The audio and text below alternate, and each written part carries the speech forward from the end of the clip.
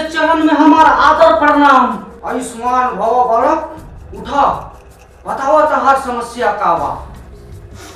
महाराज, हमार समस्या ई बा कि हमार माल जौन बिया पहले वो हमार माल ना रहे, पहले वो दूसरा के माल रहे, ओकरा के छोड़ देलस, धोखा दे देलस, ओकरा बाद वो हमार माल बनल। अब वो साली छिनाल हमरा के छोड़ के दूसरा के माल बन गई। वो साली छिनाल घाट घाट के पानी पिए के चाहती है।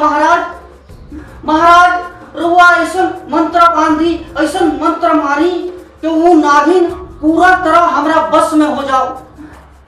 वो नागिन के हमरा बस में कर दी बाबा। बाबा? हाँ। पापा बोल भोसड़ी के, वो नागिन के हमरा बस में कर दी पापा। जा तुम्हारा काम हो जाए बाला।